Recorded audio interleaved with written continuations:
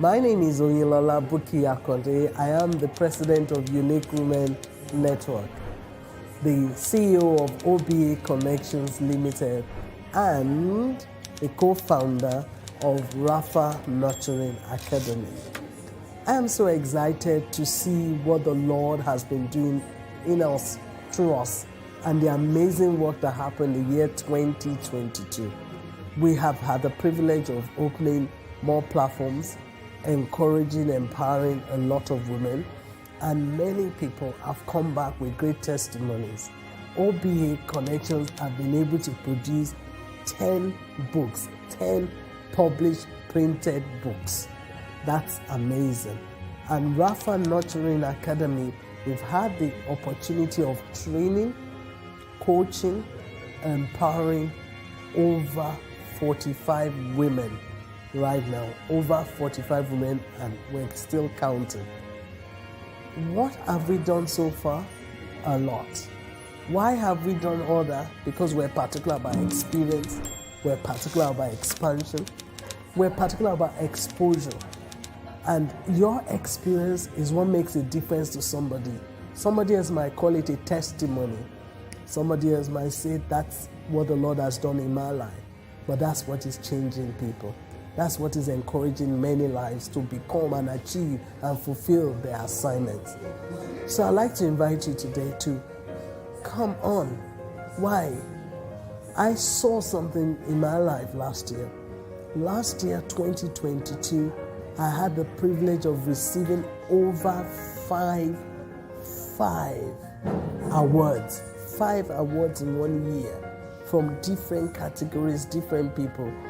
And that 5 awards has nothing to do with also the main one, the global one, that I was awarded one of the 110 influential African women in Africa. Amazing. Amazing. That brought so much drive for me. When I received the award, what it did to me was it made me realize that people are watching, people are looking, lives are changing, and God sees. So when the award came, the first thing that it did to me was to give me the drive to want to do more. It didn't make me think, oh yeah, we've achieved that, but no, it stirred me up. So right now I'm on fire. I have great passion to see more, to see many more lives, to empower. And that's what 2023 is going to be about. It's going to be about experience. It's going to be about exposure. It's going to be about expansion, globally, locally, where many lives are individually going to change. Because why? Why do we want you to come on board? Because we know that when you come and you are empowered and encouraged, you go to your community and empower somebody else and change somebody's lives. Because out there, you and I are so needed. The assignments of our lives are big. None of us are the same. Nobody is the same. We're different. We carry different assignments, but whatever the assignment is, it is needed. We're not going to live on the past. We're going to keep focused and keep going, because the future is where we're going. The future is our now, and that's where we're heading to. So come on board, join us, and let's run to make a difference. It's about making a difference, making a mark, and leaving a footprint. Thank you.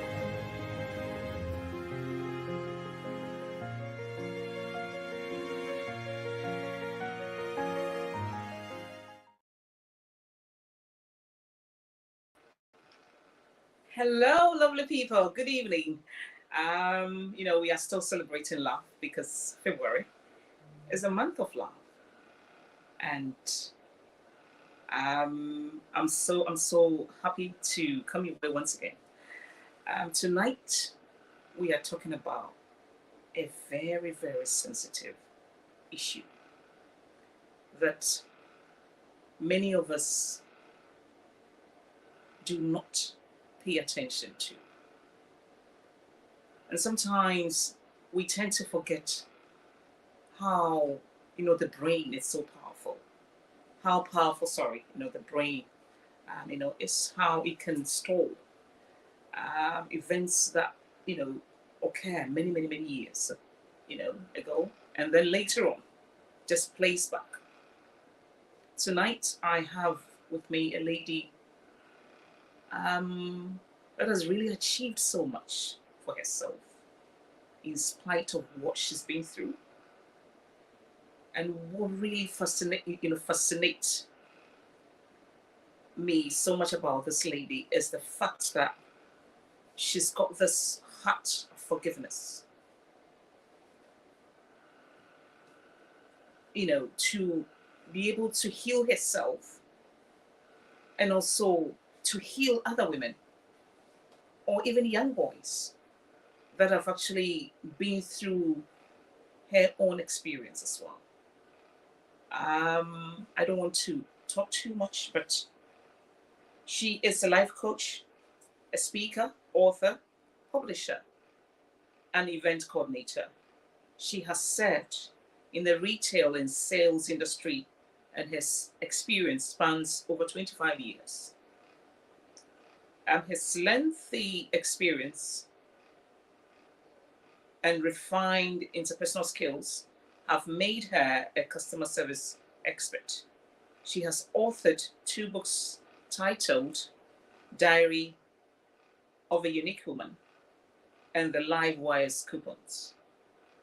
She has also co-authored and published 2 books titled Unique Insights and Unique Foresights.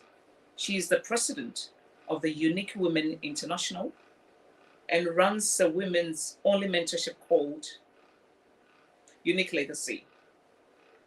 The heart of the Unique Legacy is to aid the development of ideas of women, young women, and connect with professionals in their industry or field. Co-founder of Rapha Nurturing Academy. She is also a certified CBT trainer. She also holds a BSc in events management, co-pastor of Shalom Life Changes Ministry. She's married to Kenny Akande, senior pastor of Shalom Life Changes. She's also blessed with children. Tonight, I'm so honored to have with me here in the studio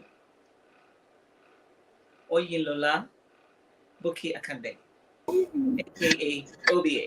OBA. Oh, you said it so welcome to the well. Inside View. Yes, I said. I mean, I tried. Yeah, I've tried. So, welcome to the Inside View. Welcome to the Inside View.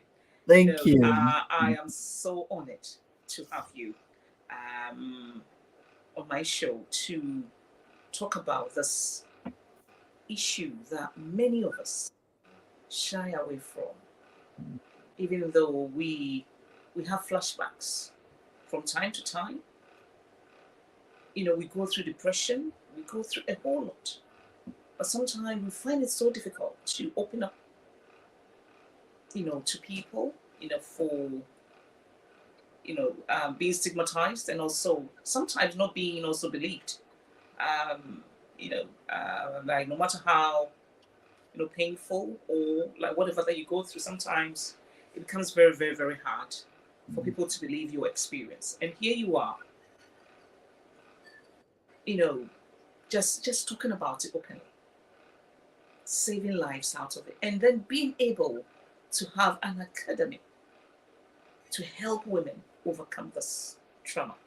Tonight, we are talking about childhood, what's the topic? It's sexual trauma.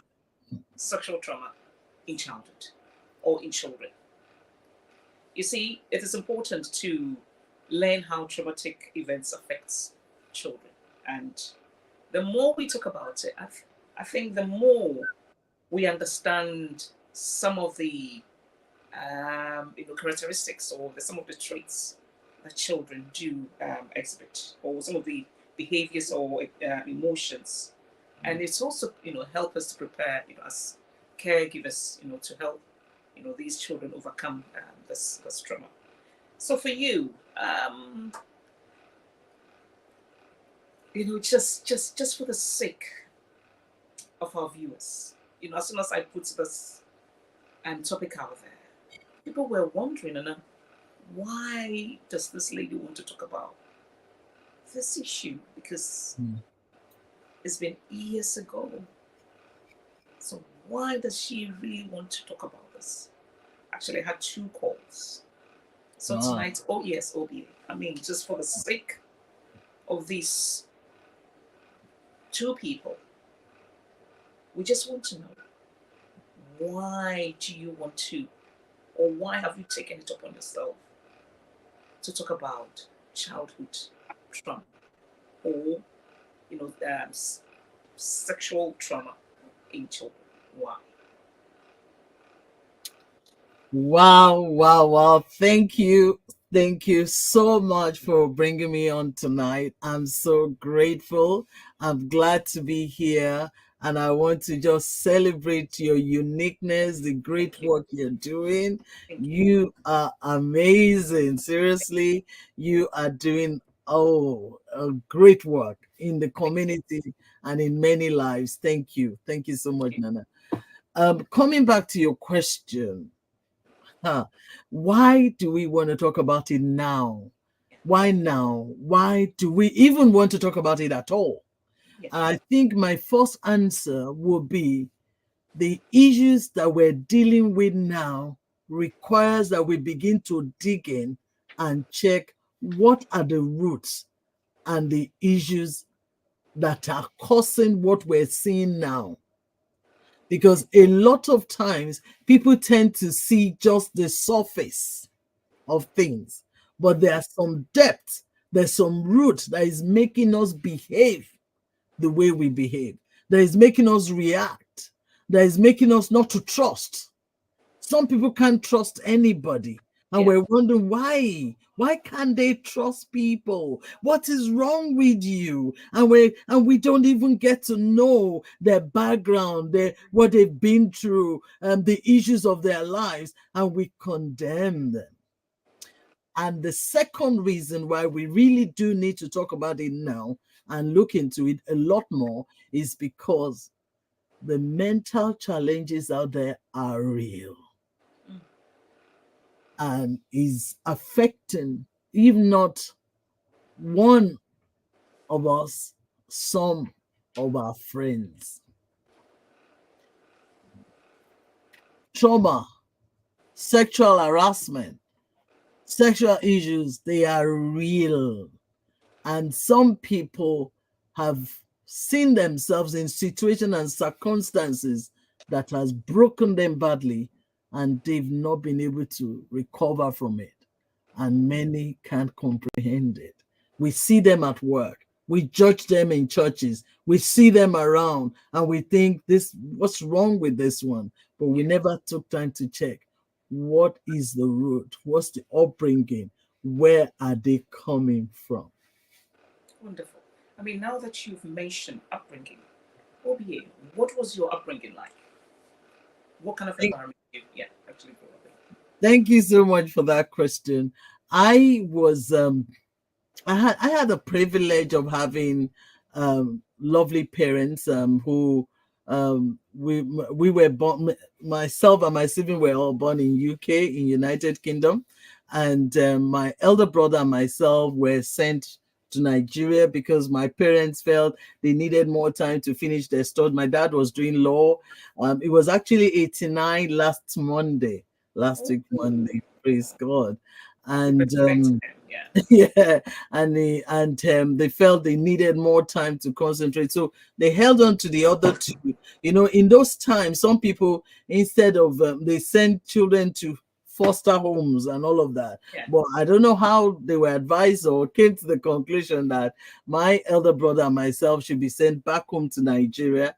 And so my elder brother was sent to my auntie, who happens to be my dad's elder sister, and I was sent to my grandmother, who happens to be the mother of my mom. Whoa.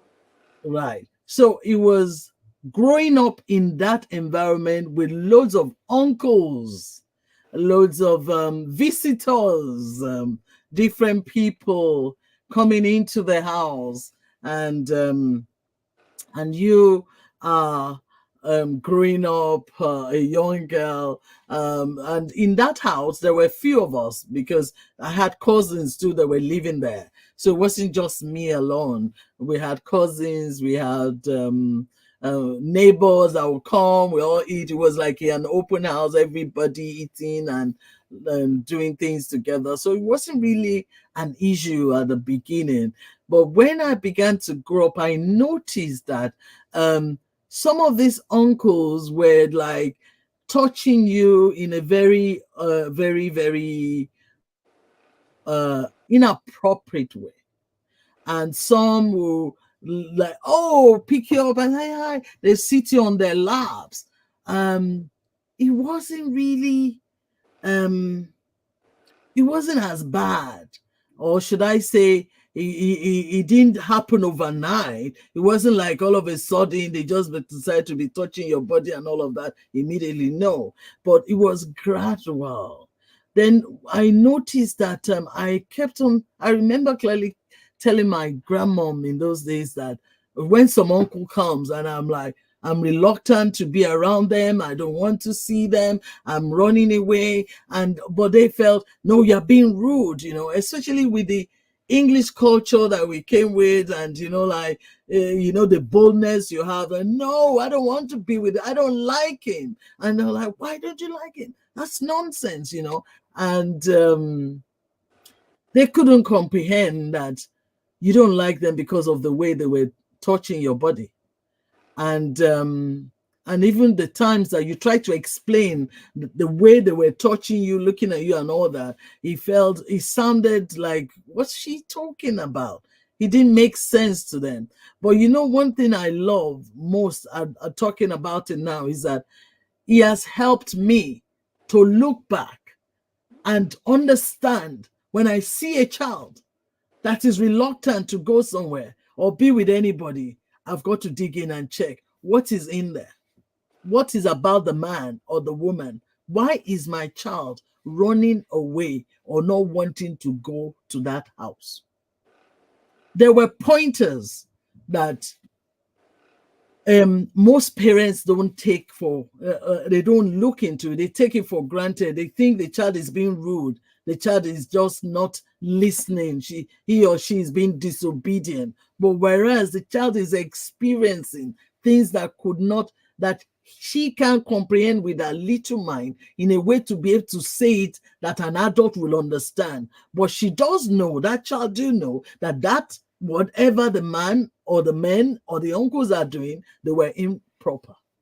They were inappropriate. And so those were the kind of background I had. And I began to distrust men. Oh, I began to dislike them. I felt they couldn't be trusted. I felt these ones I just saw them as people that you don't want to be with. Why do I want to be with you? Because all you do is to touch my body. okay. So, okay, this so disturbing. And I'm thinking a child that has been separated from parents, like not separated, but then you've been sent abroad to stay with family,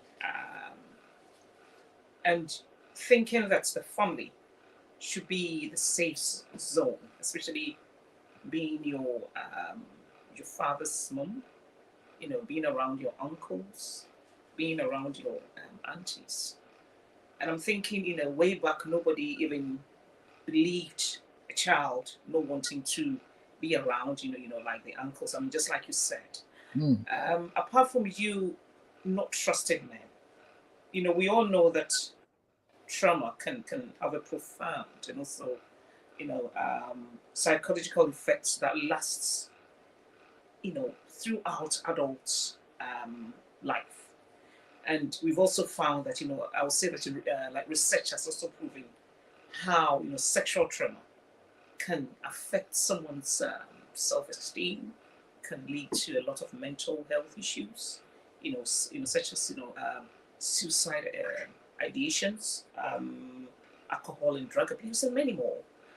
Apart from you not being able to trust men, what's how has this experience affected you? You know, apart from you not trusting men, what other side effects, you know, have you had, and also how maybe you've been able to overcome them? Yeah, if Thank you so much for that question. For me, which have come to see in a lot of children as well, and some of the people that we've had the privilege of working with, is the ability to yeah, focus on your studies, to concentrate. And, you know, people say, oh, she's so brilliant, but yet you don't come up with the best result in class. Oh, she's very brilliant, she's intelligent, but yet you're not one of the first 10, you know, because you can't just concentrate, because all the time maybe you're in class, the next thing that comes to your mind is, oh my God, I'm going back to that house. I hope that uncle is not coming tonight. I hope that uncle is not going to visit us tomorrow, you know, and your mind, and when the teachers is teaching you, you're not even listening half of the time. So how do you get to know what the teacher is teaching when the exam time comes? How do you answer such a question? So I was affected in that way. One, I couldn't trust people, especially men. Two, my focus was not there. I couldn't really focus and read and study. And then because I couldn't study, because I wasn't doing what I should be doing, I began to feel that I was a nobody. I felt I was a failure because, one, when my friends, my friends, my colleagues, all of those people were excelling, I wasn't excelling at the rate I felt or should be excelling. So it made me think, oh no, there's something wrong with you. I felt, oh yeah, I could do better, but I'm not. And I couldn't explain it. The worst scenario is that I couldn't even explain to my grandmother or to my aunties why I couldn't concentrate, because I didn't know why I couldn't. I so just knew I couldn't. so was there any point in your life that you felt maybe it's my fault that maybe these uncles are touching me? Did you you know, was there a point in your life that you felt, oh, maybe I'm contributing to all these touching and even going further? Was there any point that you felt maybe it's my fault, OBA? Was there any No, no, point? you wouldn't believe this. That's a very good question. Many times, I'll say most of the times, I felt it was me. Do you know one of the things that happened over the years when I was growing up was that I felt, I mean, it was difficult for me to wear dresses, you know. I was like, maybe if I wear dress, they will see my body, they will see my shape, then I'll attract another man wanting to be with me or touch me, you know. So I'd rather wear baggy jeans, baggy things, and just cover up. Then I began to just cover up. I really didn't want to wear, even I had to learn when I grew up to make sure that I dressed like a lady. I had to make effort to wear necklaces, wear earrings, and all of that, where I go out to make sure that I behave like a lady. Because for me, I'd rather you don't see my body. I'd rather you don't even see what I look like. Because the impression I have or growing up was that my body attracts men. And to me, I was at fault. I could do something about it. So I was bent on dealing with it. That okay, my way of dealing with it would be I will wear baggy clothes, I will not do anything that will make people, even so, even when sometimes there are things that I need to do, be in the forefront, I don't want to be in the forefront because I felt I'll be seen. If they see me again, they might want to touch me.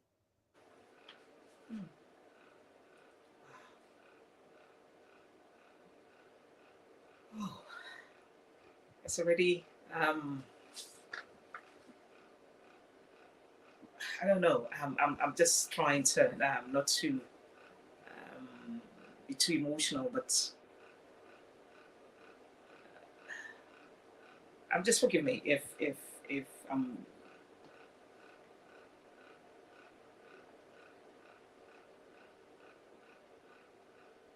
I believe your grandparents or your aunties were, you know, Christians, or like the attended church. So for you growing up as a young girl, were you able to maybe speak to a pastor? And I just want to know, what role did the church play if you were able to, let's say, maybe confide in any of the elders or deaconesses or anybody in the church? I just want to know, what role did the church play? Was they, did they worsen the situation? Anything? Thank you for that question again. Like I said at the beginning, I couldn't trust people. So imagine you can't trust people. Why would you want to talk to them? You don't trust them. You don't believe they have an answer. But the thing is, what I can say confidently and grateful to God forever in my life was He pushed me to seek God for myself. I began, when we go to church, I began to seek for this God that talks to people, this God that they said did this. I want to know you. Don't you have to show up for me. Do you know, my relationship with God started at a very, very young age because I felt He was the only one that could understand many things. I didn't think any adult or my cousin, my aunties, my grandma could understand, because I felt that they would blame me, because that's what they would do. Oh no, it's you. What's wrong with you? Why are you always thinking like that? Why are you distrusting people? Why are you, I felt no. Then I started having a one-to-one with Jesus where, like, Jesus, I can tell you. Do you know the other thing I can say that got me excited, even as we're talking right now, is that was how I started writing. I started having a journal where I have a one-to-one with God. I'll put the date and the time.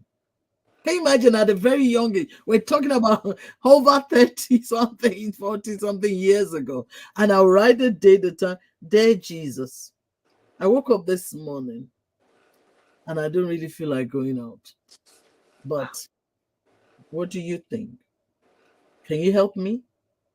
If you can, is it a yes? And I'll talk like that.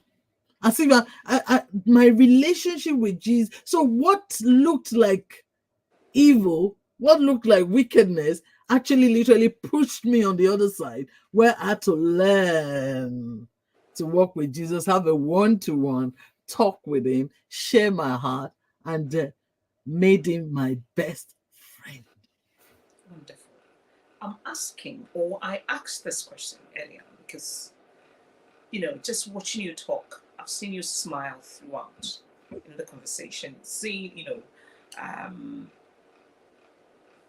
I was just waiting to ask this question, just towards the end, but just watching you just smiling throughout, I'm thinking something must have just, helped you actually cope, throughout, the struggle. And I'm thinking, let me just ask, what role maybe the church played, maybe at that time.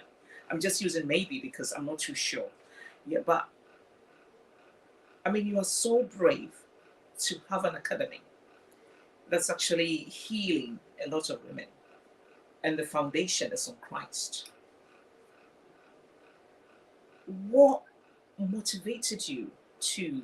Because I want tonight to help other women, just signpost them to your academy. Before we continue, our conversation, I just want other women to see what you're doing, and also just help them signpost them to your organization. So we just want to know, apart from you not trusting men, not trusting people, and just helping you to develop that, the ability to write and everything. We know you have an organization that helps women. If you could actually talk a little bit about your organization and what this amazing organization is doing, for people here. Thank you. I'm glad you brought that up right now, because over the years I found that a lot of times we always think we can walk the journey by ourselves, but we can't really. We can't. We need each other. And the other thing is that it's extremely important for people to understand that you cannot hide for long. And you've got to come out, embrace the issue, accept where you are, take ownership. Can you see the three words I've used? You Yeah. need to take ownership. And that's how because of what we've been through and the situations I've seen, I had two of my friends that they were sectioned, and that was the turning point for me. Said, well, I'm going to go out there and rescue people. That's one of the reasons why you see me talk as I talk. I'm not particular about people's impression about me anymore, people's opinion or past. It's not too important. What's important is, am I changing lives? Am I transforming people? Are people receiving the help that they need? And so we have two organizations right now. One is what we call the Unique Women Network.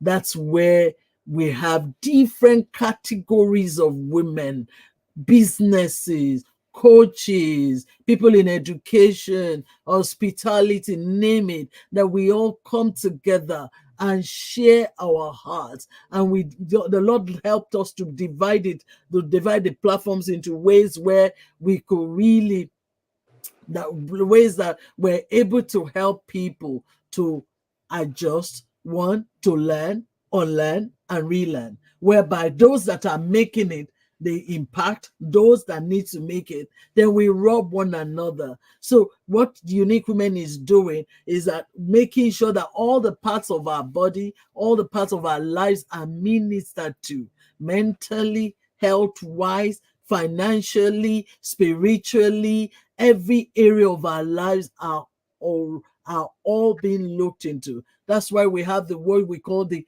unique healthy lifestyle, where people come and say, you know what, I'm struggling with food, I'm struggling with my exercise, my weight, and we have doctors, we have people that we all share our heart, and we begin to account to one another.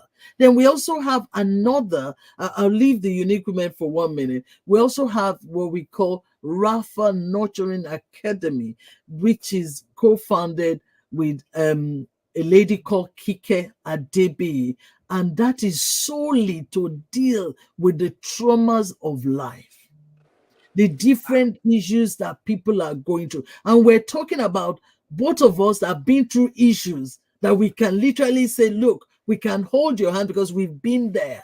We know we're not coming here to condemn. We're not coming there to criticize. We're not coming here or bringing you on board to look down at you. But we're coming to say to you, if you come on board, together we can walk this journey. And together we can see a change and help to come your way. Because we've been there. Today, Kiki and myself can look back and say, see what the Lord has done. We know it's the help of God. The smile you see, you can't get it on money don't give you, men can't give you, only God can give you. And that's because we learn to help people to take their baggages, to surrender it totally to Jesus, and take his love, take his banquet, and begin to walk confidently, where the low self-esteem is replaced, where you begin to walk with courage and understanding of your assignment, whereby your assignment becomes a priority, and that which you've been through becomes the thing of the past.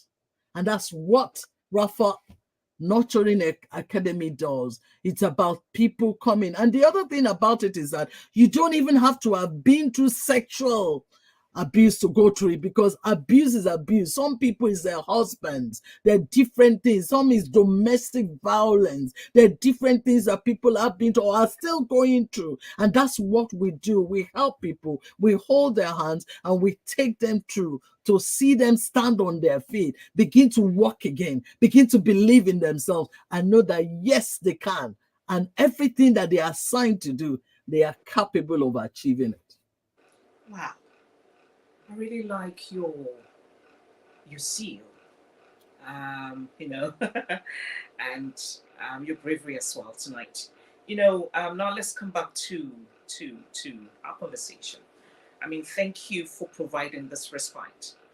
and also the safe haven for women to find themselves again. So tonight, if you're a woman watching us and you've been through trauma, you've been through any form of abuse, and you want any form of help, I recommend Rapha Nurturing Academy for you.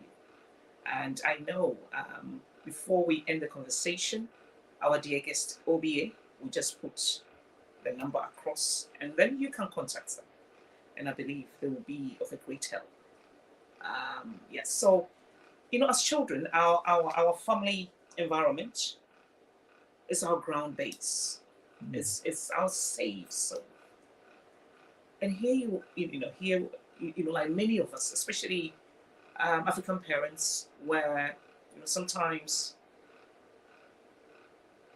when you talk like about sexual abuse, sometimes most of them find it very, very difficult to believe what you're saying. Sometimes if the abuse is coming from the father, it's coming from a stepfather, it's coming from an uncle, sometimes mothers, aunties, grandparents tend to shy away from the conversation, especially mothers, especially where they want to protect their marriages. Instead of protecting their own children, they tend to sort of side with the perpetrators. So tonight I just want to know, what are some of the early signs of childhood trauma for parents to look out for, like in order to validate and be able to support their own children, especially if they go through such? Thank you so much for that question. One of the things that a mother or a father or parent needs to look into is, essentially, you need to know your child. If your child has always been a very bubbly person, getting exact dancing and all that, and all of a sudden they've gone quiet, they don't dance like that anymore, they're not singing around the house while they're working, they're doing, you begin to take a note. Something is happening. Something is not right. When you begin to see, that's a clear sign that take action. Don't wait. And you must first be their friend. Nobody's going to just open up to you and say, hey, dad, mom, this is happening. No, no. Because they don't believe you to believe them anyway. They don't believe that you trust them enough to believe that they didn't do anything or not part of it. So it takes you need to be their friend for them to believe that if I tell you something, you will, one, not use it against me, and two, that you will trust that what I'm telling you is true and that you will help me. So you must be my friend. The second thing is the fact that they begin to also react in terms of food. They don't want to eat. They don't want to dress up. They don't want to get up. They don't want to go out. They don't want to mingle. They don't want to talk to anybody. They want to be by themselves. The moment you start seeing that is a clear sign that you've got to move instantly. Don't wait till it gets worse, because they have begun to see themselves as a victim. And so there's a need for you to make a move as a parent. The third thing is that some that have been maybe quiet, calm, they can go the other way and begin to start going out, start wanting to be with people, start doing things that they weren't, start being rude, talk to you anyhow, answer you back. Yeah, something is wrong, because they might not be able to express it the way you think they should. Sometimes you might need to sit them down and have a one-to-one. And if you can't, you need to get somebody that you think can, or somebody that they trust, somebody they love, somebody they respect, to just have a one-to-one, go for a walk with them or go for a meal where they can begin to download the information. And I want to say something. It grows. The issue can grow if it's not dealt with. So the moment you spot the sign, the pain, the rejection, those nastiness, you begin to say, no, no, we need to look into it. Let's get. Then the other thing is that they don't pay attention anymore. They begin to, their grades are dropping. They're not interested in school. They're not interested in going to school. They don't want to mix with anybody. They're easily disappointed. Then you know something is wrong. When you correct them, they begin to cry. They feel that, why am I here? I can never please you. I can't do anything right. There is more to those words. It's not necessarily just about you. It's about the fact that there are things that they're going through that they're not telling you or trust you enough to tell you. So we need to begin to be accountable, take initiative, look into it, begin to remove the obstacles. But you can't do all those things until you really know what the issues are. And you've got to learn to trust the person. Thank you so much. Obi, I just want to ask again. We have a lot of incidents where, Yes. you know, mothers or even fathers, you know, um, recognize and even validate the trauma or the abuse. But sometimes the instead of just putting the perpetrator, like into account, just for the sake of just protecting the family, they tend to shy away from that conversation, making the victim, look as if, oh, maybe it's my fault, or maybe, I've brought a lot of shame or dishonor to the family. Sometimes, the evidence and everything is clear that, oh, okay, she's been abused, she's been, traumatized, but we don't want anybody to hear about it. We don't want even to talk about it. So sometimes it leaves the victims a lot of psychological, both short term and long term. Tonight, I just want you to address the situation where this issue is really affecting a lot of our young girls, where they tell you, yes, I've been abused and everything, but my parents do not even want to talk about it. So I've been just left to pick up the pieces. What do you say, tonight about the situation? I'm glad you asked that question. Thank you so much. We mustn't forget that the parents a lot of times don't know how to manage it. Some of them are in shame. They are disappointed. Sometimes they themselves blame, they take the blame. They think it's their fault. The mother might have felt, oh, maybe if I never married this person, especially if he's a stepfather, or maybe if I'd done something different, this would not have happened. So they don't accept the responsibility. They don't, instead of telling the child or making the child to know that, listen, I believe you, I trust you. No, they don't. They shy away. They pretend it's not happening. They bury themselves.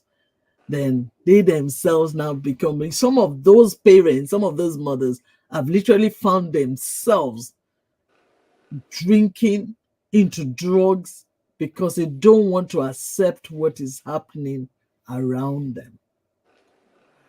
So I want to say to somebody, it's not necessarily your fault. Yes, you could have made some wrong decisions. Yes, you could have done things wrong. But whatever you haven't done or should have done can be rectified if you can only sit and talk about it. Let the child find you approachable. Let the victim be given a chance where they can talk about the issues that they're going through. Because most of the time, they can't find nobody to talk to because of the judgmental spirit that some people carry. Yeah. See, why wouldn't it happen to you? See the way you're dressing.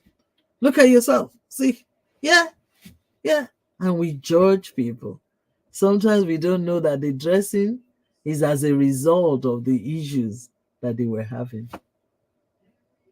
So they began to be rebellious. And that's what it is. So I want to say to somebody, go for counseling yourself.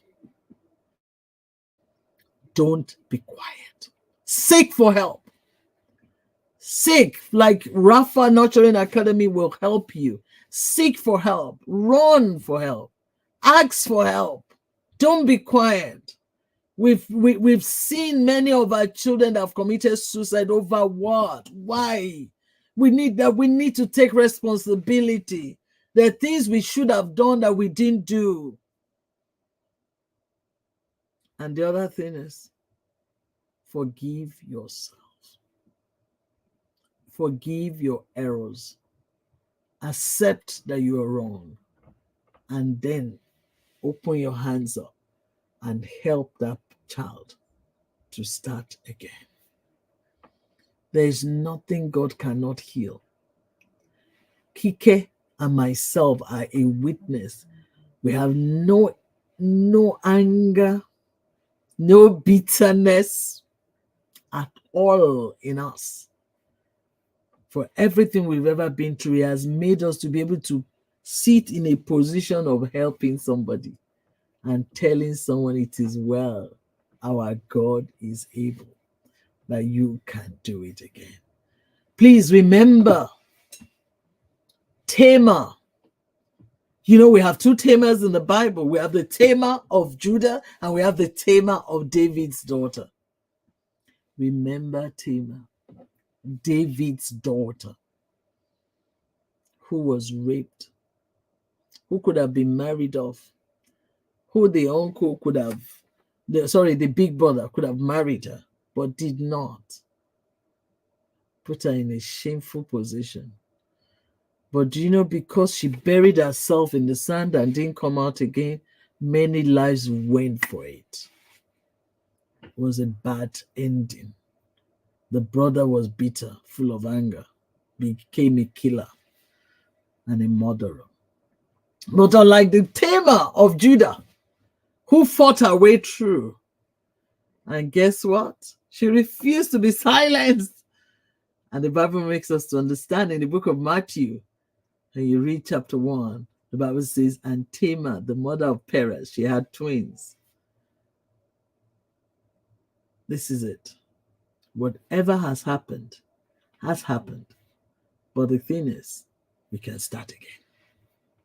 There's chance and there's hope. Great. I'm so happy that you're talking about forgiveness. And you're using, Tema in the Bible, both in the Old Testament, and Matthew, also talks about it, also in the New Testament. I just want to, like in talking about forgiveness, we have instances where through those sexual abuse, that we have women having children out of it. And sometimes these children become a constant reminder of what they've been through. And here you are, talking about forgiveness. Tonight, I want you to reach out to women who have been sexually abused, and out of that have, conceived, along the way. Some of them could have aborted them, but sometimes they think, it could be my only child. But sometimes, that child always, brings that painful memory or that traumatic memory. So tonight, I want you to, address or speak to, such women um, who, through no fault of theirs, are having to live with children that are born or were born out of the situation. Thank you for that question. There was a lady, I think the book is called Scars. Don't know if you've ever read it. It's a lovely, lovely book about an American lady who was raped by some armed robbers and raped in front of her husband. And this is a couple that have been waiting on the Lord to have a child, and they had not gotten one. Oh, And guess what? From that rape, she became pregnant. And the husband said, never, over his dead body, that she needs to abort the child. And the lady said, no, she wasn't going to abort it. They waited all this long. Now she said, but who is the father of this child? And he said, no, you have to abort, or else I walk away. And they tried to go for counseling, did everything, but eventually the man left her, walked away, and she had a child. Now, this is a very good example of what you've just spoken about. And the lady had the child. And remember, this is somebody that has costed her dignity. Now, so much has been lost over the thing that happened that was not her. She didn't contribute to it. This is something that happened. She was a victim. But before the incident happened, she had what we call a surrendered life. She knew what it means to have a good relationship with God. So when the incident happened, she began to speak to God that, Lord, see my life turned around. He's like in a mess. Remember what I said earlier about Tamar, that there are two Tamars. Yeah. She chose to go God's way and say, Lord, unless you help me, I'm done for. I can't go through this. I don't even know how to manage it. I don't know what to do, which way to go. Everywhere I go, when they ask, what's the father of your child? Now the so-called husband has walked away that could have put a cover on her. She's left by herself. And now, so she named the child her own maiden name. And obviously, can you imagine she needs to tell the girl the story of her life, how she came in existence. Can you see that? But can I say to you that 20 years down the line, she was telling us the story. Live, I saw her like this in US, and she was sharing the story. This girl had now grown. How they overcame. One, they learned to forgive. They saw beauty in ashes. You want to see the next move? You want the help of God? Begin to see what God sees in a matter. You cannot see things the worldly way and expect goodness, benefits to come out of it. You've got to see it God's way. And that was what this woman did. And the other thing is that she also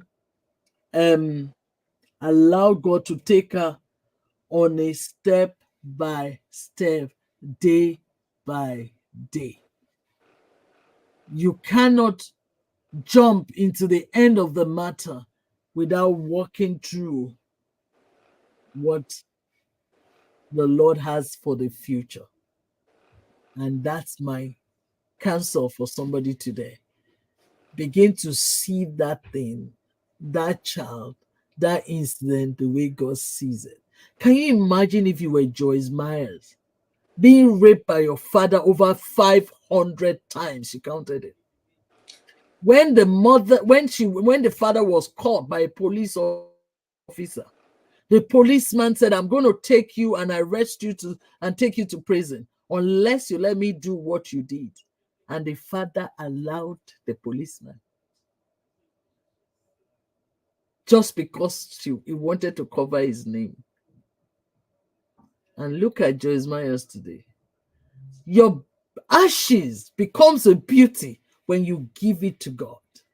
Today, Joyce Myers can stand boldly and tell somebody, tomorrow will be great.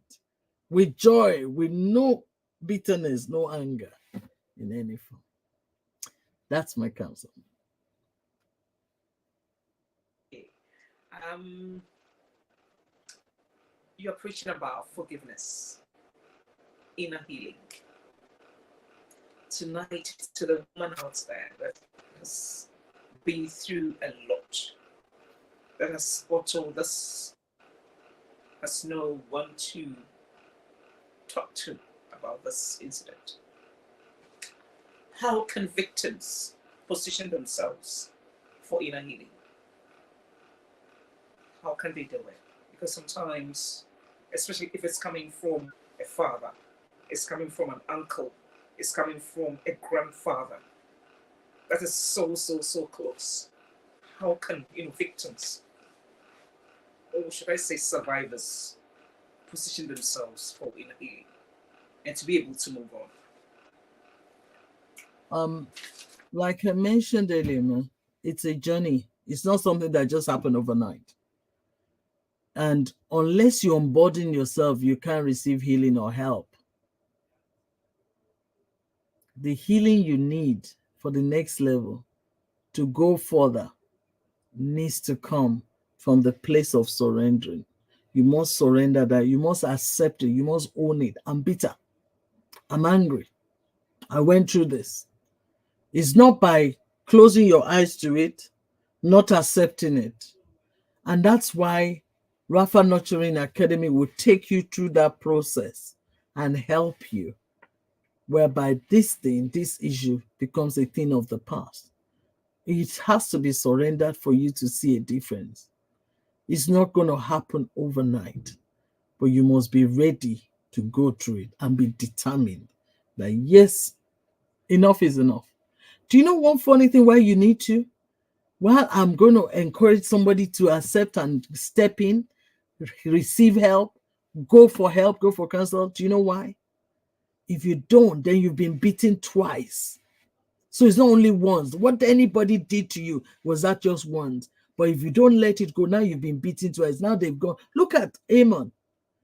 Tamar is lost for life. And what happens? Nothing. She didn't gain anything. So please don't be beaten twice. Come on board. Let's help you. And the good thing is these are done on Zoom. You don't have to be in the same room or in the same country with us. From any part of the country, we will work with you as a body or as a church or a group of people. We can do that workshop and help somebody to start again, because there are great things ahead of you.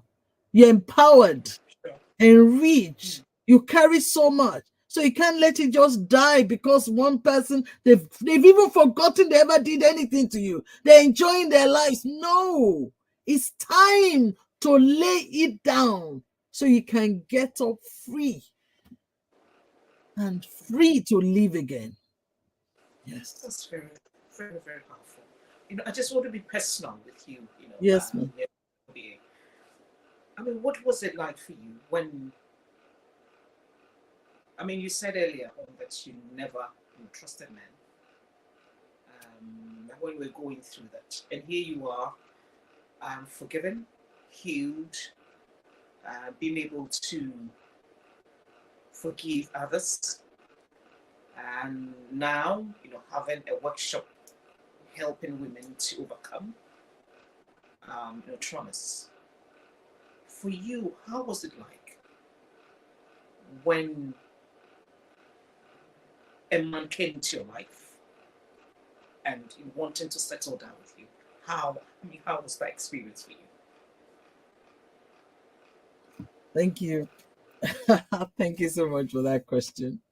I like I said earlier, I couldn't trust men, and it was difficult to obviously love or believe in any man. But at the same time, don't forget that because I started off, remember, with learning to walk with Jesus, learning to walk with the Lord, I began to trust again.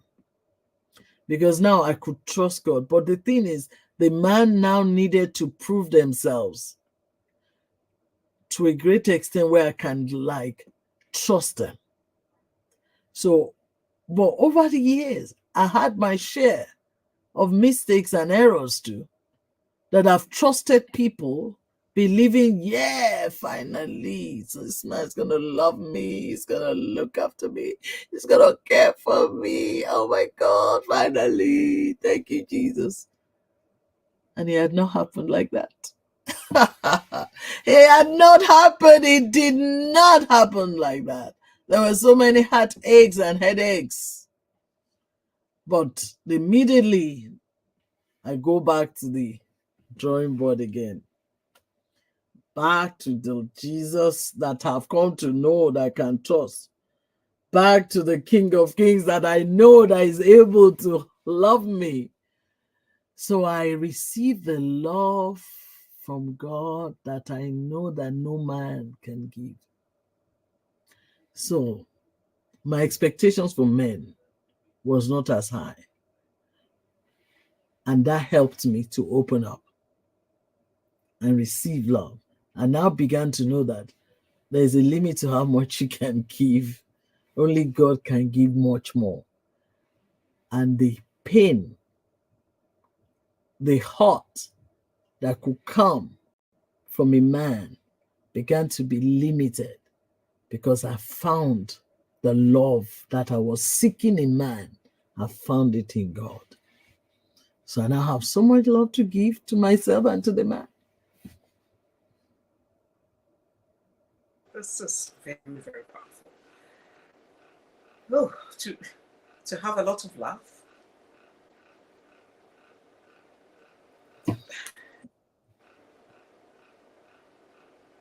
It takes God to do this, honestly.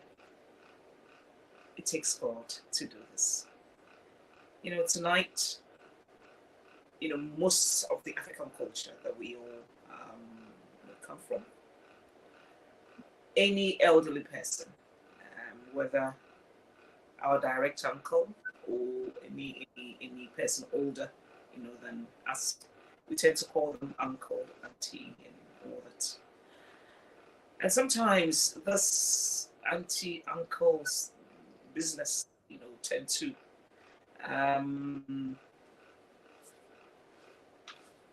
should I say, make them, get away with a lot of, I'll say, murder. So tonight, I want you to address our African parents, and I know we have a lot of, Asian, families also watching us, and we have a lot of, white families also watching us. But tonight, I want you to address us.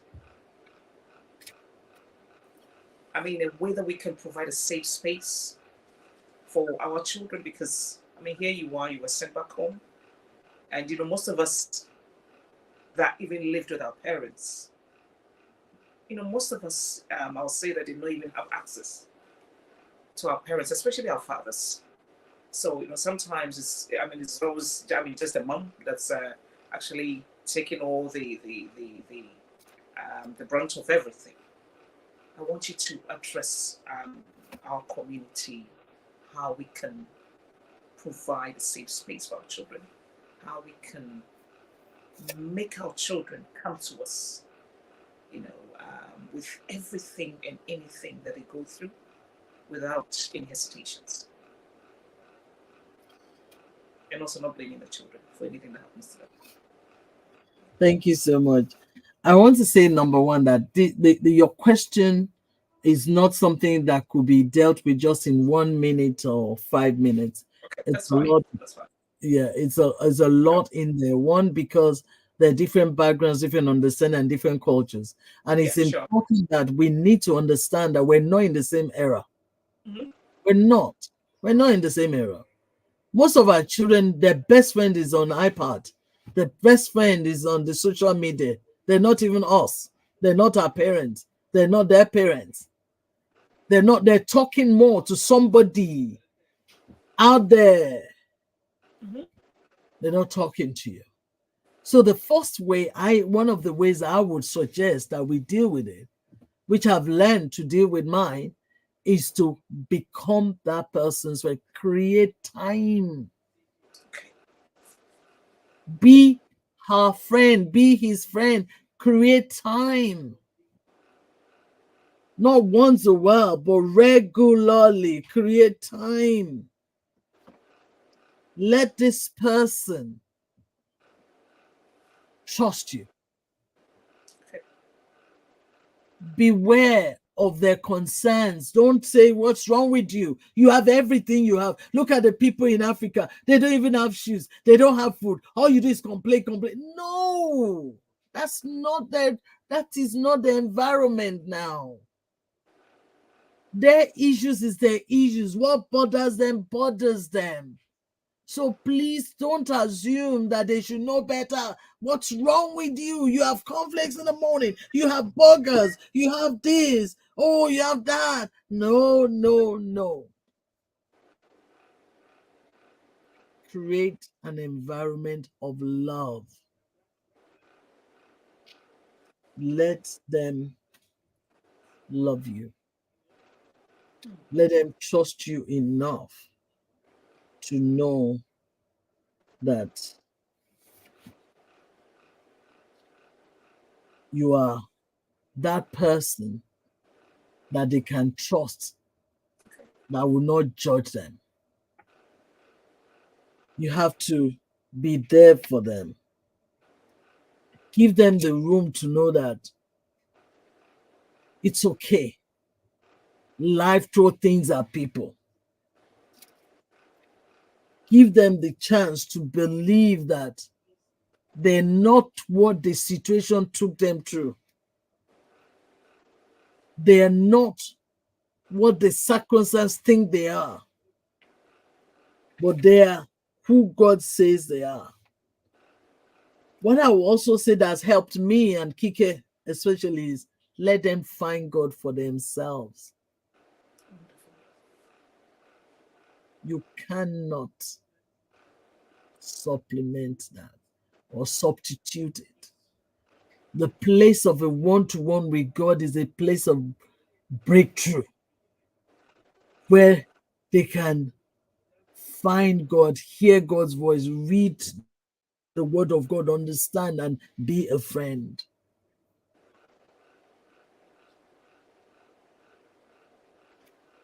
Please, let's create a safe environment. When our children are concerned, let them meet with you. Let them know you because they need to. Some people, they just know you as their mother and father, but they don't know anything else about you. They don't have a relationship with you. So we need to create that relationship. And also forgive them when they've done something wrong. They're human. Oh yeah, 2 years ago you did that. 3 years ago I warned you. No. Let last year, 2 years, 4 years ago, let it go. Deal with whatever is before you. And that's what I'll Great. say. Wonderful. We are gradually coming to an end of our discussion, but there's one abuse that's is an area that most of us shy away from, but Yes. it's really happening, especially if the abuse is coming from the church. How do we address it? Especially if we've gotten to know or accept Christ for ourselves, and then we get abused by the so-called people that we hold in high esteem, by the so-called people that we listen to every Sunday, every Wednesday. If we get abused like that,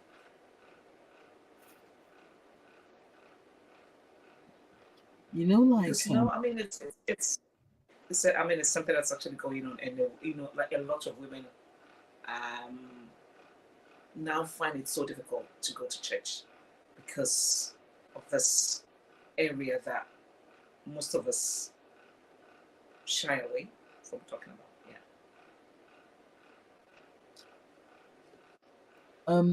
You see, the things happening out there is real. And you can't tell anybody what is it that you're going through, what is it that you've been through that nobody hasn't been through. No, they're not you. They're not you. I'm not you. Imagine me saying to somebody, "What do you know? Do you want to know all I've been through? Do you want to know all the disappointment? So what is it that you're in that is becoming an issue?" No, we don't have the same capabilities. So I cannot compare or think anybody should bear what they're going through the same way I've been through. No, that's why we're supposed to be there for one another. That's why there's a need for each and every one of us to help each other. And trust, believe people when they say, "I'm going through, I can't manage it." Believe them. Don't judge them. Spend time, create time for them, whether on the phone or one-to-one. Create time, go somewhere in a safe place and talk. Let them talk to you, or let them write. Please. Things are happening and they're true. And if we don't begin to be honest and accept and deal with it, we can't manage it. It will get worse. And like Nana said earlier, the same people that are behind all these issues that we're talking about, some of them are the same ones that will climb the pulpit on Sunday and preach powerfully. Because anointing and gift has nothing to do with attitude, behavior, and the characters that we live. So I want us to understand that we need to separate it and understand it. Then we can manage it. We can work with it because it's real. It's real. And we cannot sweep it under the carpet. No, we can't. We've got to deal with it. We've got to face it and deal with it. We need to. For the sake of the legacy, for the sake of the next generation, we've got to deal with it. Wonderful. OBA, I wish we could talk more, on trauma. But I know your sister Keke will come and continue from where you left off. So yes, we might have to bring, tonight's discussion to an end. But, your final words, what you want to say to families out there, to victims, to survivors, to our young girls, and like to the world, the final words, and also to your family, to your husband. Anything they want to tell. That's a story before you go, please. Thank you. Thank you so much, Ma. It's been an honor being here, and I really want somebody to understand tonight that it's okay. Whatever you've been through, it's all right. It's not going to be like that forever. I want you to know that the situation that happened to you is now in the past. Your future is bigger than what has happened. You can turn it around. You can turn and step on it and take and go to another level with it. I want you to take initiative by accepting. Accept it. There's nothing you can change it. It has happened. You can't do anything about it. But you know what? You can do something about tomorrow. You can make tomorrow work for you. You can write a book and even make money out of the issues of what people have done to you. You can write a book and help somebody and give hope and encourage somebody for their lives to turn around. Do you know the joy we have knowing that for every time I talk like this, somebody's life is changing? Money can't buy that. It's so encouraging to know that I'm impacting somebody. It's so beautiful. I want to say this evening, don't let your baggage hold you down. It's too heavy and it's unnecessary. So unnecessary. You can stand the criticism. Yeah. Can you imagine when they were saying to that woman, the woman with the issue of blood for 12? Can you imagine the shame, the pain? But did she let that stop her? No. The more they were talking, the more she was pushing through. I know where the answer is. Push through.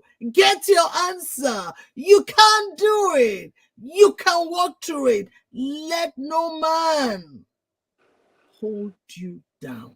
While they are living, enjoying their lives, and you have buried your head down like Tamar, oh no. Can you imagine Rahab, the so-called prostitute, became the mother of Boaz and the mother-in-law of Ruth?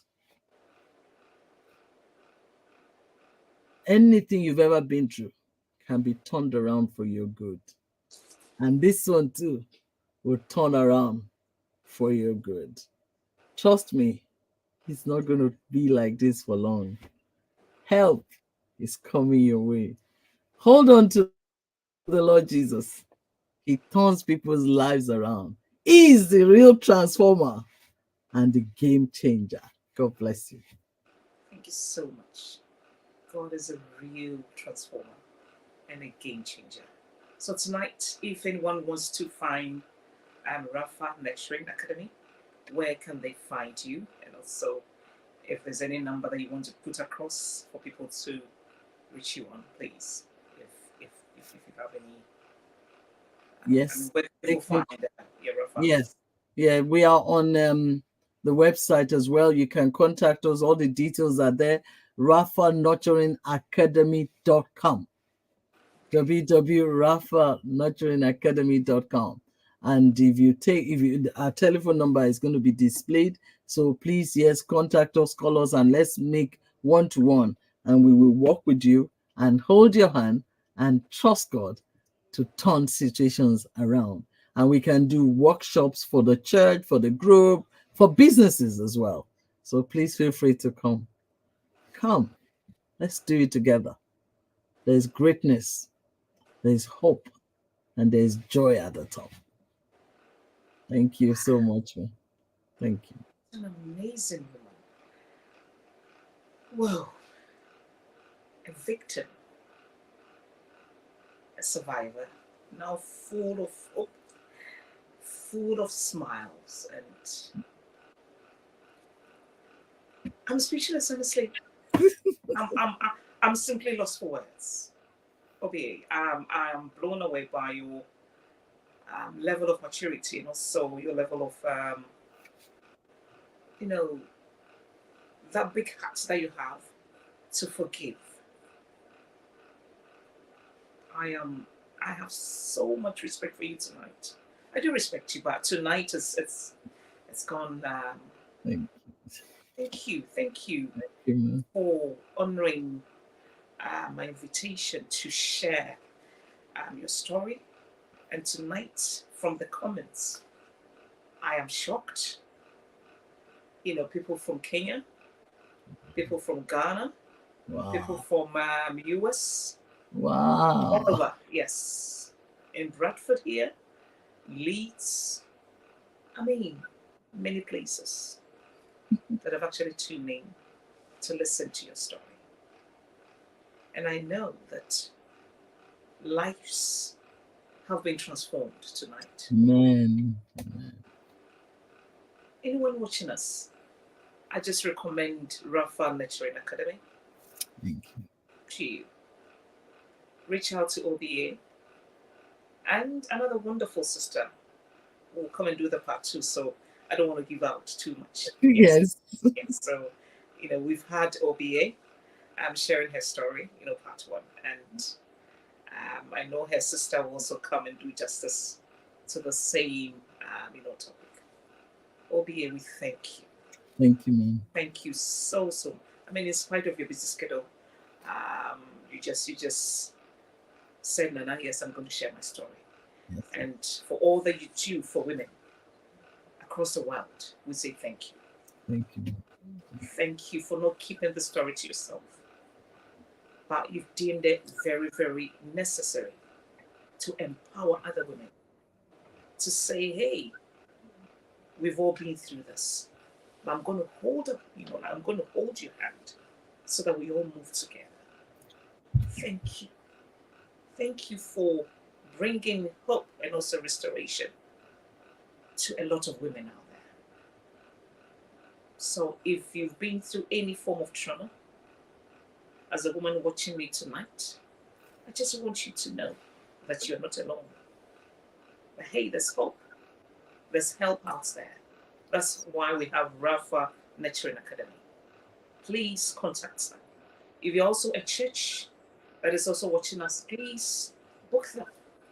Let them come, and sit or, have a session with your women's ministry. Let us, let them come in and support, our young girls out there who, for fear or for shame or for stigmatization, are not able to voice out what they've been through.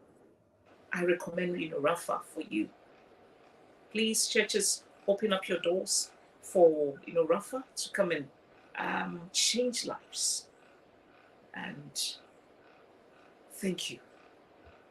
Obi, thank you. Thank And I you. just want to say thank you to your husband as well. Thank you. Thank you, ma'am. Thank you for releasing your wife. Yes. For a Sunday evening like this, it's a long day, but here you are still serving here. So thank you. Thank you so much. Anyone that has actually been with us till now, I say thank you so much for your company. All that I just want to say is, unless we do the work of healing, we can unknowingly and unintentionally repeat these unhealthy behaviors. So as parents, let us be vigilant. Let us support our children.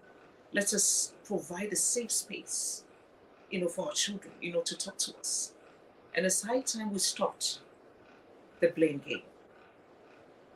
But we should learn to recognize, validate, and support our children when they come to us, and not shame them. And also to our perpetrators out there, we just want you to know that we are bigger than you. We are bigger than you. Through the power of Christ. And tonight, we've seen the beaming smile of Obi. And that even alone shows that God has put you, under our feet. And, God has made us even bigger than what you thought you were actually putting us through. We've gotten a story out of it. We've gotten books out of it. We are, raising champions. We are raising women, full of energy. So tonight we shame you.